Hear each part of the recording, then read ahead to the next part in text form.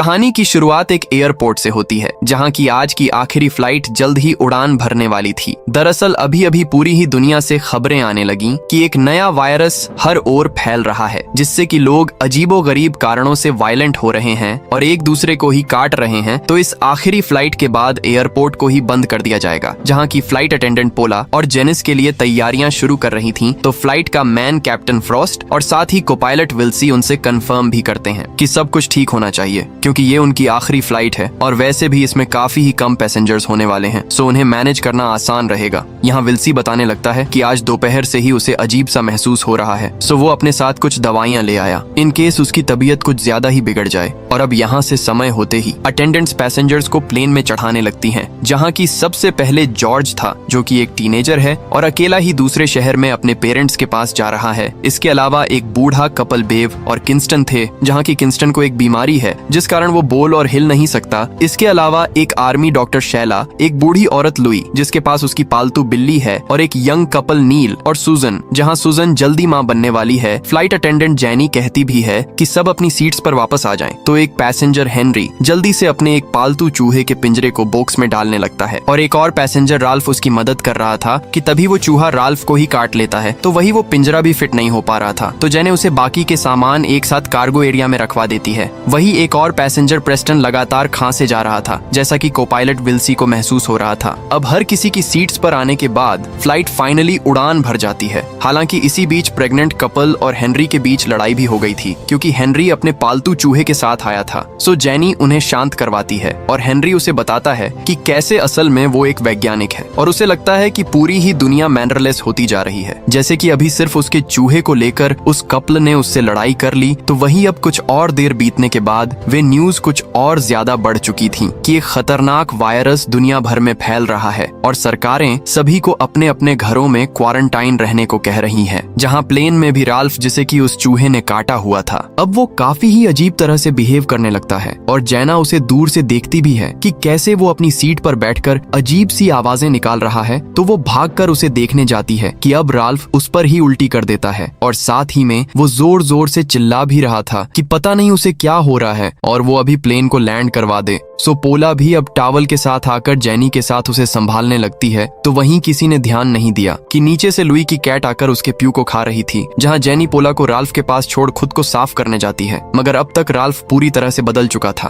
और वो पीछे से भागता हुआ आकर पहले जैनी को गिरा देता है और फिर कॉकपिट का दरवाजा पीटने लगता है, जिसे देख कोपायलट विल्सी ने जल्दी से दरवाजा लॉक कर लिया था। तो उनका मेन पायलट फ्रॉस्ट जल्दी से ग्राउंड कंट्रोल को सारी ही डिटेल्स दे देता है कि कैसे उनका एक पैसेंजर अजीब सा बिहेव कर रहा है। और जैसे कि अभी नीचे से खबरें आ रही थीं, अब वे जल्द ही अगले एयरपोर्ट पर इमरजेंसी लैंडिंग करना चाहते हैं। तो वही अंदर राल्फ को यूं बेकाबू देख अब बाकी के भी पैसेंजर्स आकर उसे शांत करने लगते हैं, मगर वो तो हर किसी पर अटैक किया जा रहा था। सो यहाँ से हेनरी, पोला और जॉर्जी मिलकर अब राल्फ को जबरदस्ती से बांध ही देते हैं। तो वहीं डॉक्टर शैला बाकी लोगों को चेक भी कर रही थी कि राल्फ के अटैक से उन्हें कोई चोट ना आई हो। वही जैनी तो पूरी तरह से डर चुकी थी कि ये हो क्या रहा है, राल्फ अचानक से ही उन पर अटैक क्यों करने लगा। और अब कुछ ही देर बाद अंदर से कैप्टन फ्रोस्ट अनाउंस भी करता है कि उन्हें इमरजेंसी लैंडिंग की परमिशन मिल चुकी है और वे अगले ही एयरपोर्ट पर लैंडिंग कर लेंगे। सो जल्दी से सभी पैसेंजर्स अपनी अपनी सीट पर बैठ जाएं। और अब खराब मौसम के होने के बावजूद पायलट अब प्लेन को लैंड करवाने लगते हैं, जिससे कि प्लेन कुछ ज्यादा ही शेक कर रहा था और अब इससे राल्फ का सिर आसपास में टकराने लगता है। सो पोला उसे उठाकर एक सीट से बांधने लगती है ताकि उसे कोई चोट ना आए, मगर अब दोनों उसे बांध ही रही थी कि तभी राल्फ पूरी तरह से ज़ॉम्बी बन चुका था।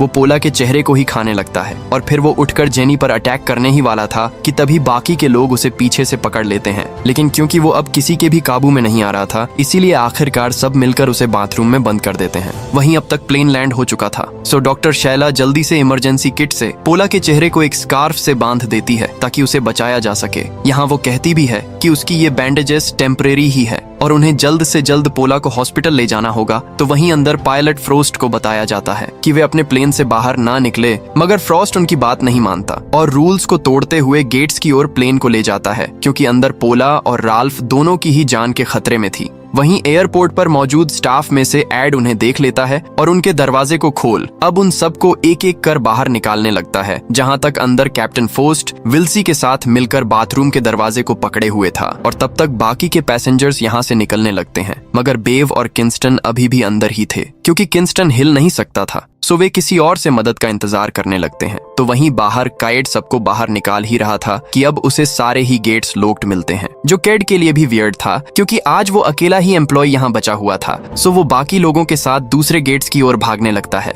मगर यहाँ भी वही हाल था और हर एक दरवाजे को बाहर से लॉक किया गया था। तो वही वे नोटिस भी करते हैं कि सीसीटीवी कैमरा से हायर अथॉरिटीज उन्हें देख रही हैं, मगर उनके लिए दरवाजा नहीं खोल रही, जिससे कि अब हर कोई डर चुका था कि ये उनके साथ हो क्या रहा है, उन्हें यहाँ कैद क्यों किया जा रहा है। कि तभी उन्हें बहुत सारे सायरन सुनाई देते हैं और खिड़की से वे देख पा रहे थे कि बाहर बहुत सारी पुलिस की गाड़ियां और एम्बुलेंस ऑलरेडी आई हुई हैं, मगर वे उन्हें निकाल नहीं रहे। तो वहीं अब तक उन्होंने विंडोज को भी कवर कर दिया था ताकि कोई बाहर देख ना सके। और अब यहाँ से अनाउंस किया जाने लगता है कि उन सभी को अब भी बाहर निकलने की इजाजत नहीं है और उन्हें यहीं पर क्वारंटाइन किया जा रहा है। सो वे सब अगली अनाउंसमेंट तक शांत रहे, जिसे कि सुन अब हर कोई अपने अपने परिवारों के पास फोन करने लगता है कि वे सब यहाँ एयरपोर्ट पर बंद है। वहीं वे जेनी पर गुस्सा भी थे और उसे पूछने लगते हैं क्योंकि वो एयरलाइन के एम्प्लॉय है, उन्हें जवाब देना होगा कि उन्हें बाहर क्यों नहीं निकलने दे रहे। वही जेनी तो खुद उनके साथ यहाँ बंद थी, सो वो किसी को क्या ही जवाब देती। अब कुछ देर बाद डॉक्टर शैला उन्हें बताती है कि पोला की हालत लगातार बिगड़ती जा रही है, जिसे कि राल्फ ने काटा था। सो उसके लगेज में कुछ मेडिकल दवाइयां हैं जो कि अभी के लिए उसकी मदद कर सकती है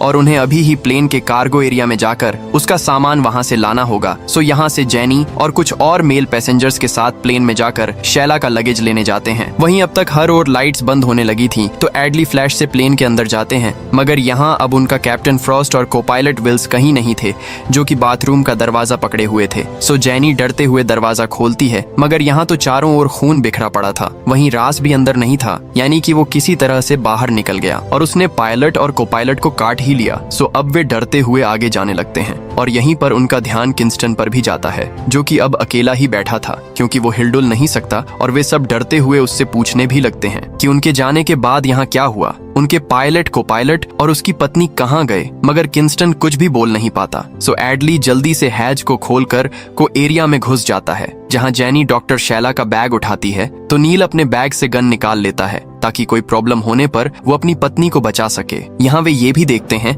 कि जो हेनरी वाले पालतू चूहे उन्होंने कार्गो के एरिया में रखे थे, अब वे बॉक्स को तोड़कर निकल चुके हैं। इतना ही नहीं, अब जेनी आगे देखती है कि दूर उनका कोपायलट विल्सी बुरी तरह से खून में सना हुआ है और अब वो भी राल्फ की तरह बदल रहा था कि तभी ऊपर से कैप्टन फर्स्ट जेनी पर अटैक कर देता है, जो कि ऑलरेडी ज़ोंबी बन चुका था। और अब जेनी को बचाने के लिए नील यहाँ कैप्टन फ्रॉस्ट को गोली मार वहीं जान से मार देता है। और अब तक वे समझ भी चुके थे कि इसी वायरस से लोग ज़ोंबी बनकर एक दूसरे पर अटैक कर रहे हैं। सो वे जल्दी से सामान लेकर निकलने लगते हैं। वही रास्ते में वो किंस्टन को भी अपने साथ ले लेते हैं, मगर अब वे देखते हैं कि उनके एक साथी प्रिस्टन को किसी ने गले पर काट लिया था और ये किसी और ने नहीं बल्कि बेव ने किया था, जो कि अब उन पर भी अटैक करने आती है। सब उसे अंदर लोक कर किंस्टन के साथ वापस एयरपोर्ट पर आ ही जाते हैं, जहां से डॉक्टर शैला जल्दी से अपनी मेडिकल किट से पोला को ट्रीट करने लगती है। तो वहीं नील अपनी पत्नी सुजैन को बताता भी है कि उसे कैप्टन को गोली मारनी पड़ी क्योंकि वो ज़ोंबी बन गया था। तो अब वे सबसे पहले अपने दरवाजे पर टेबल फंसा देते हैं ताकि ज़ोंबी बेव बाहर ना निकल सके। और जेनी यहाँ से सबको इकट्ठा कर बताने लगती है कि वे सब अब यहाँ फंस चुके हैं क्योंकि उनमें कहीं से ज़ोंबी वायरस फैल गया है। तो वहीं पुलिस भी उन्हें बाहर निकलने नहीं देगी। सो अब से उन्हें एक साथ मिलकर रहना होगा, जहाँ वो आगे बताती है कि जो न्यूज वे देख रहे थे ये असल में वही वायरस है। सो अब उन्हें साथ मिलकर प्लान बनाना होगा कि वे यहाँ से निकले कैसे,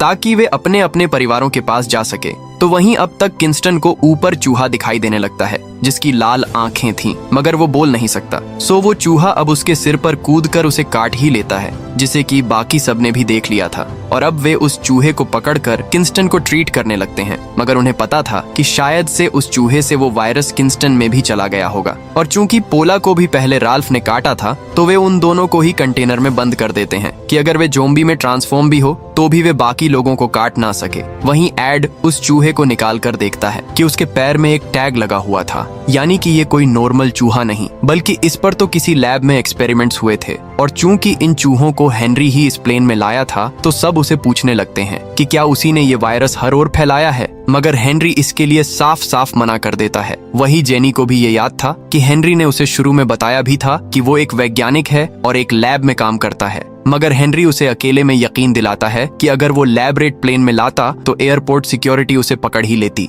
अब यहाँ वे बातें कर ही रहे थे कि पीछे से राल्फ भागता हुआ आकर उन पर टूट पड़ता है। तो अब उसकी आवाज को सुन बाकी सब आकर राल्फ को जकड़ लेते हैं और उसे बांध देते हैं। तो वहीं के पास बाहर से मैसेज भी आ गया था कि बाहर से पुलिस के 4 ऑफिसर्स अंदर भेज रहे हैं और वे अंदर आकर जांच करेंगे और कंफर्म करेंगे कि वे सब बाहर आ सकते हैं या नहीं। सो सभी उम्मीद लगाकर दरवाजे पर इकट्ठा हो जाते हैं, मगर अब बाहर से 4 लोग प्रोटेक्टिव सोर्ड्स और गन के साथ अंदर आए थे और अब वे सभी पर गन पॉइंट कर उन्हें इकट्ठा कर उनसे वो इफेक्टेड चूहा और नील से उनकी गन छीन लेते हैं। इसके अलावा उनके पास अजीब से इंजेक्शंस भी थे जिन्हें कि वे घायल पोला और किंस्टन को दे देते हैं। वही पीछे से सभी उनसे पूछ भी रहे थे वे उन्हें यहाँ से निकलने क्यों नहीं दे रहे, और एक ऑफिसर उन्हें जवाब देता भी है कि वे ऐसा नहीं कर सकते और वे उन सभी के लिए बाहर बाकी लोगों को खतरे में नहीं डालेंगे और अभी के लिए उन सभी को एक एक इंजेक्शन लेना होगा, जिसके बाद अगर वे इफेक्टेड नहीं निकलते तो वे उन्हें बाहर निकलने देंगे।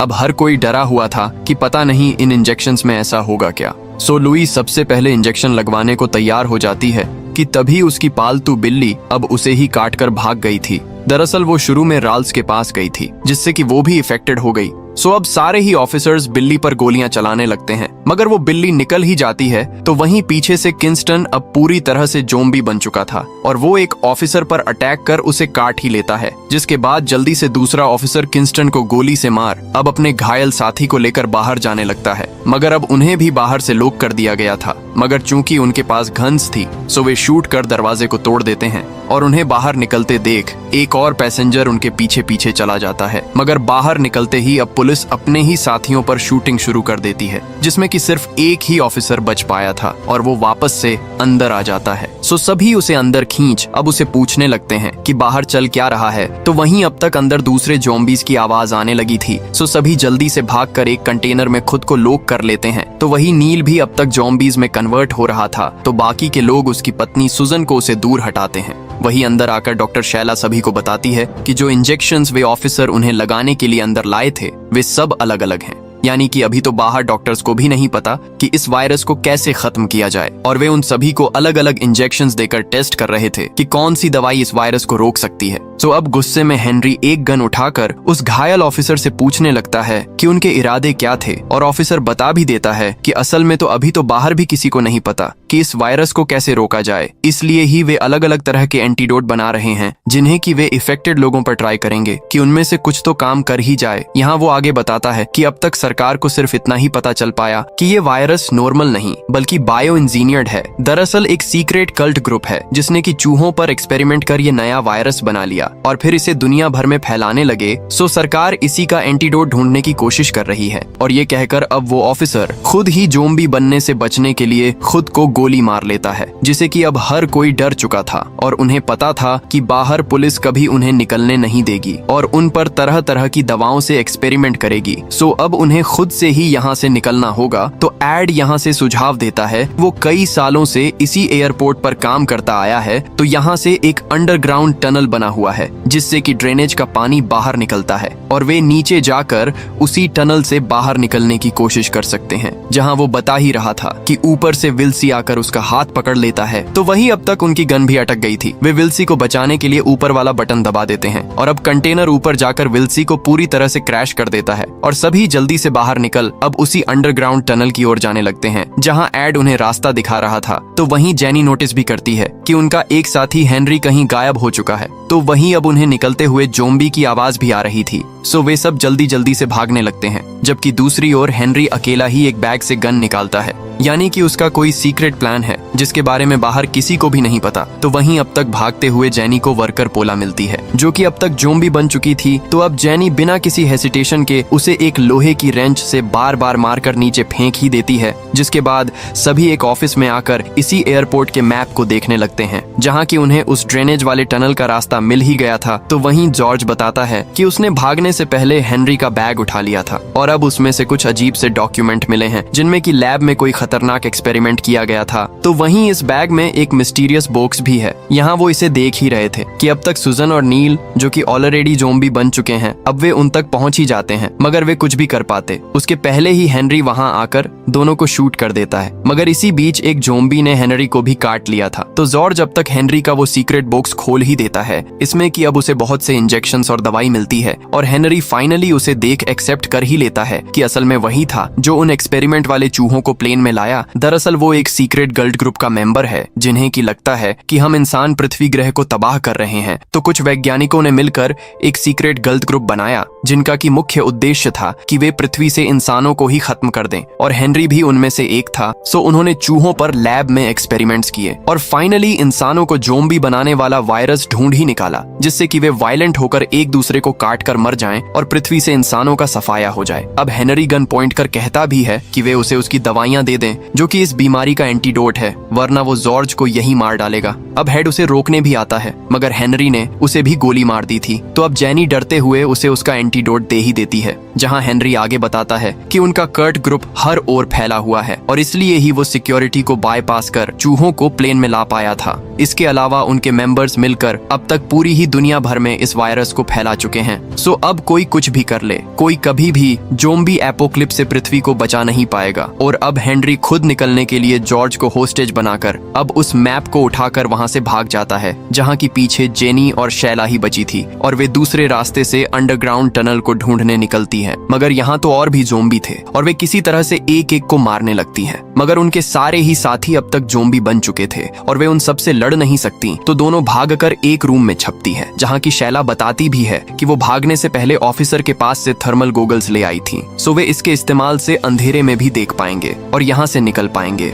मगर अब शैला को देखने पर उसे पता लगता है कि जब शैला उन ज़ॉम्बी से लड़ रही थी तब उसे भी एक ज़ॉम्बी ने काट लिया और अब वो भी जल्दी ज़ॉम्बी बन जाएगी। तो शैला खुद से ही कहती है कि वो पीछे रहकर इन ज़ॉम्बी का ध्यान भटकाएगी और तब तक जेनी आगे जाकर जॉर्ज को हेनरी से बचा ले। और अब ये कहकर शैला खुद ही बाहर जाकर चिल्लाने लगती है, जिससे कि सारे ही ज़ॉम्बी अब उस पर टूट पड़े थे और उसे काटने लगते हैं। दूसरी ओर जेनी बाहर निकलकर फाइनली उस टनल में पहुंची जाती है, जहां की गोगल्स की मदद से वो अंधेरे में खून के निशानों को देख पा रही थी और अब वो उन्हीं का पीछा कर आगे बढ़ने लगती है, जहां की उसे कुछ ही दूरी पर मेप और हेनरी की शर्ट भी मिलती है और नीचे देखने पर उसे जॉर्ज मिल ही जाता है। मगर वो चिल्ला चिल्ला कर जेनी को बता रहा था कि उसे सावधान रहना होगा, क्योंकि उस एंटीडोट ने काम नहीं किया और हेनरी भी अब ज़ॉम्बी बन चुका है। मगर उसकी वार्निंग के बावजूद जेनी जॉर्ज को बचाने नीचे चली ही जाती है और अब ऊपर देखने पर उसके गोगल्स पर खून गिरने लगा था, जिसे कि वो साफ कर ही रही थी कि उसके सामने हेनरी आ जाता है, जो कि अब तक पूरी तरह से ज़ॉम्बी बन चुका था, और वो उस पर अटैक कर देता है, जिस झड़प के बीच जेनी के गोगल्स वहीं नीचे गिर जाते हैं। तो वहीं जेनी खुद को हेनरी से बचाने की कोशिश भी कर रही थी कि कहीं वो उसे काट ना ले,